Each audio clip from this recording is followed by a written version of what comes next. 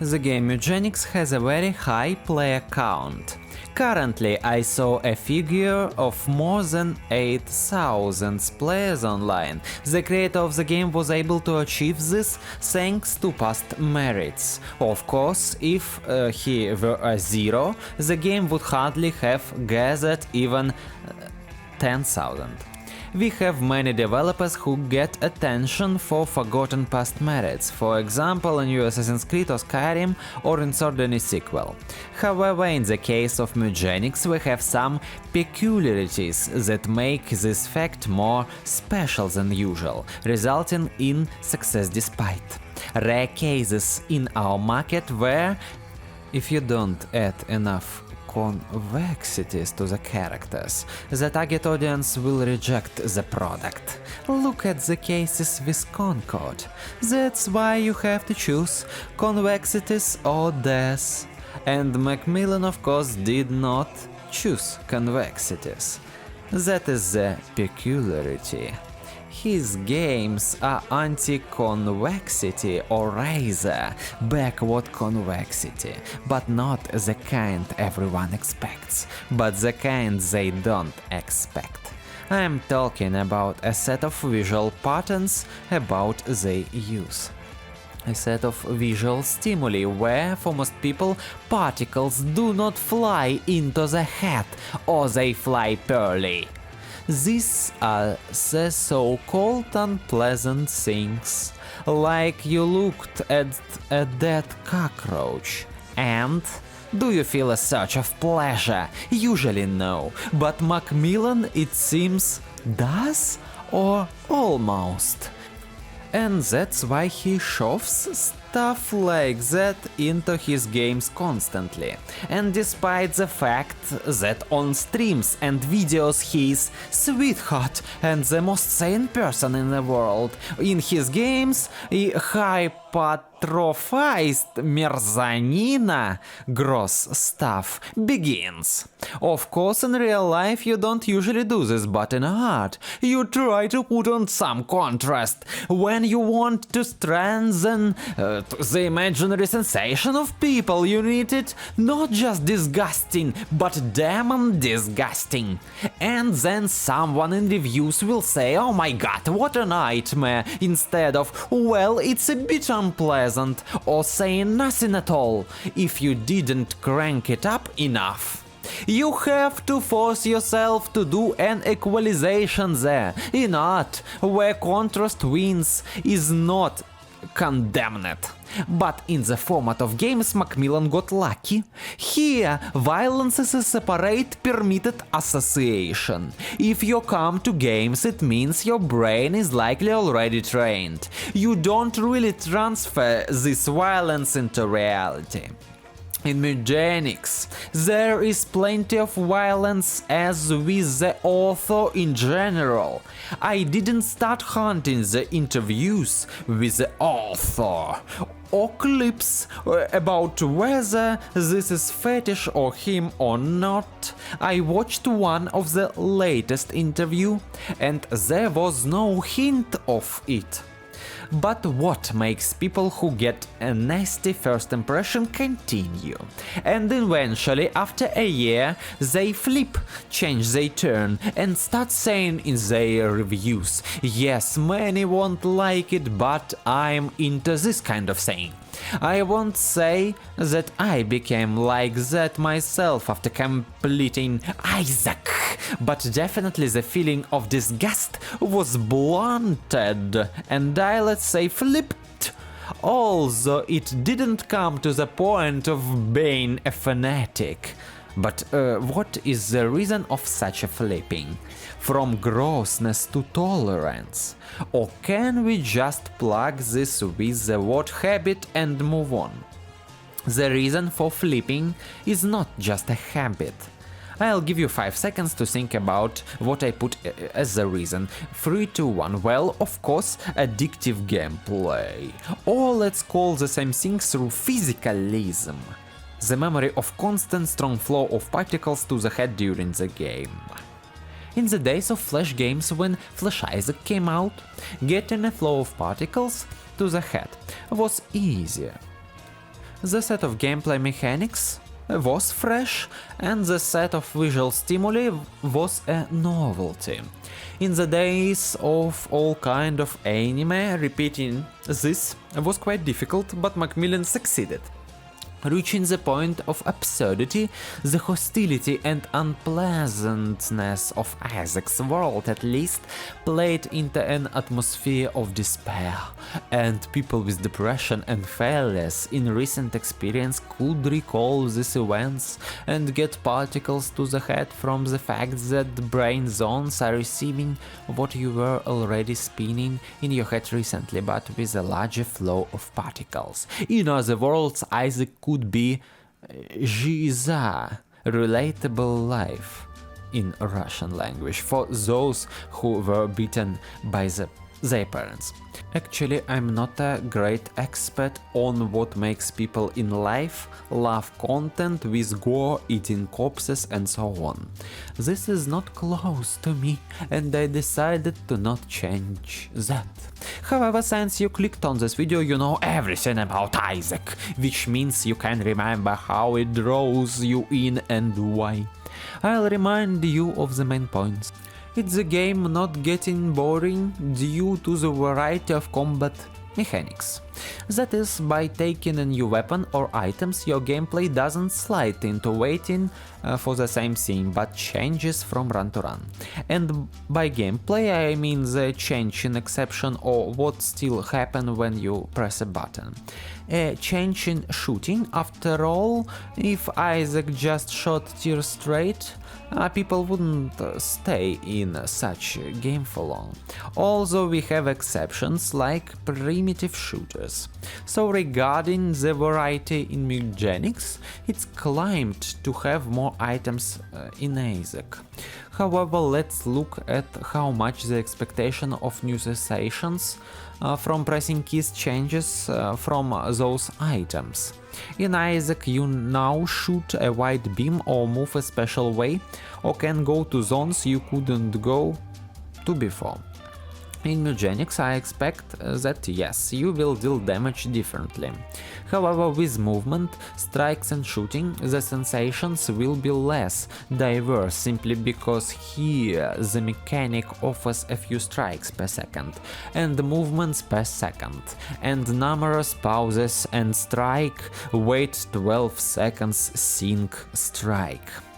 The flow of particles to the head in Isaac is simply stronger because the feedback to you presses reaches you much faster, and already here the majority of players will drop off even without knowing why.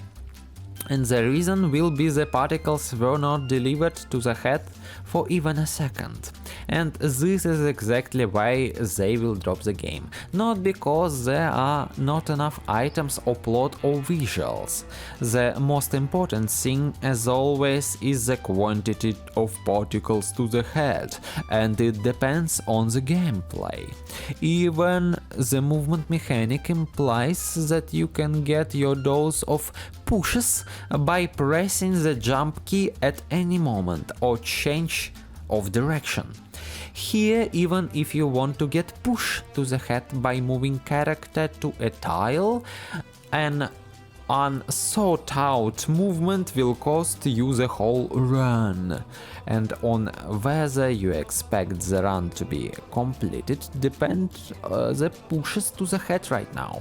As a result, you can just take and click on any tile because you felt like it, but in Isaac you can.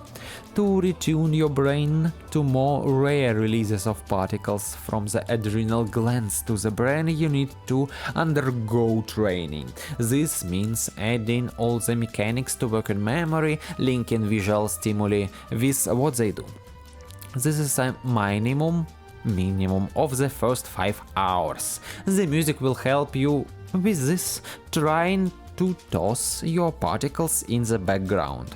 These times there are lyrics, and because of words in their songs, many people who might have dropped it won't drop it and will hum it for days because they don't control their brains and can't suppress thoughts.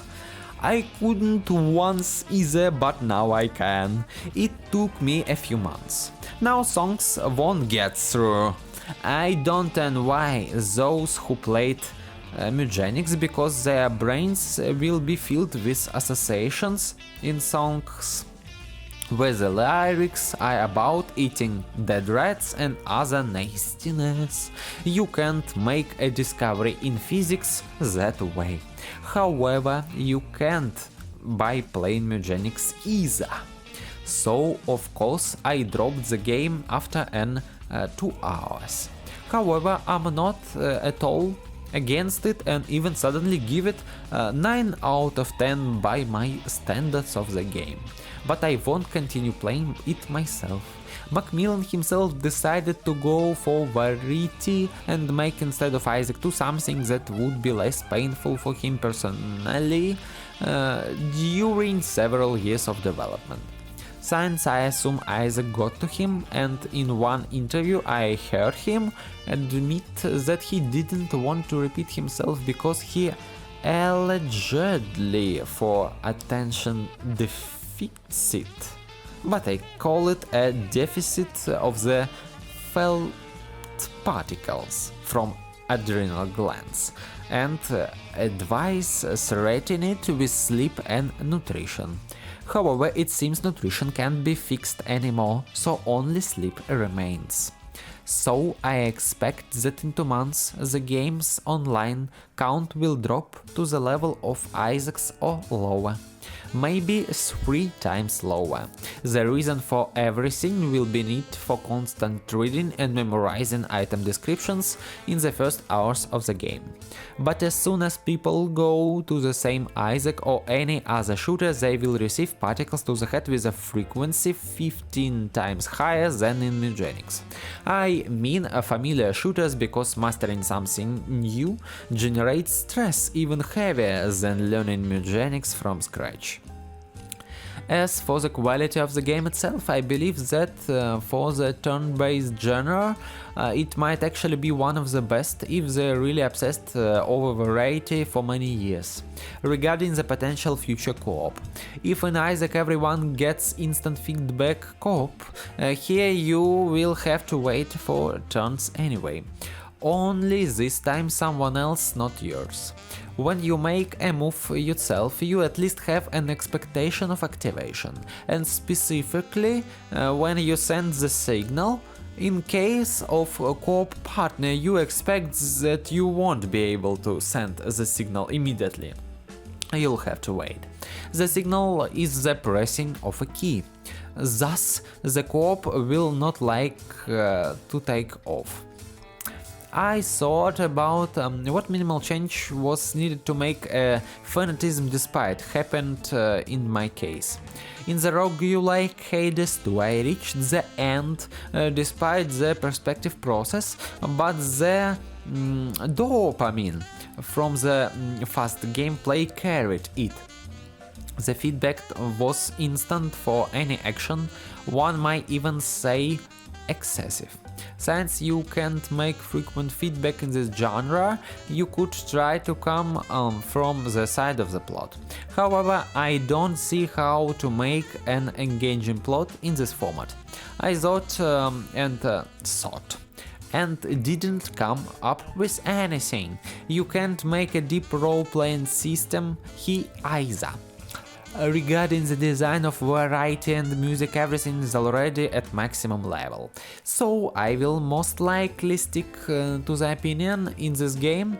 A turn-based slaughterhouse won't achieve high online counts and engagement for the average player, but for a role player who is suited for D&D, it might.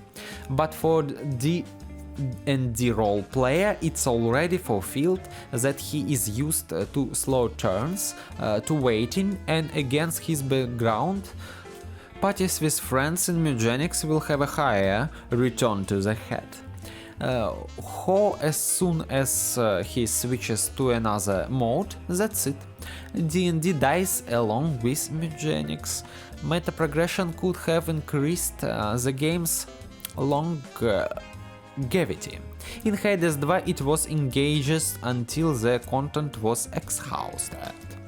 Here I predict that the main loops exhausts itself in the first 3 hours, and then come changes in the style of here you unexpectedly took more damage, and here there are more obstacles.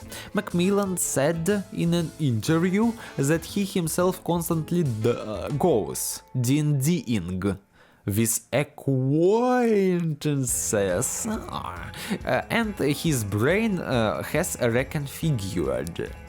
So he wanted a genre familiar to him but with slightly stronger particles to the head afterwards. And so he worked on it for a very long time. If he wanted commercial success and another mass audition, he would have made Isaac too. But since this is a conditionally indie studio, it could afford not to do what the creator was bored of. Do I recommend playing Mewgenics? No, I don't. I recommend subscribing to my channel and following what is happening with Jan Lutnev's theory of gravity, physics, and helping me in my scientific branch, because particles to the head can be obtained at any moment. You yourself will soon drop Mewgenics, but the electron won't become the truth because of it. And if I die, then no one in the world probably will debunk the myth of the electron. Subscribe to the community, Physicalists, to find out what's the deal is there. Bye everyone.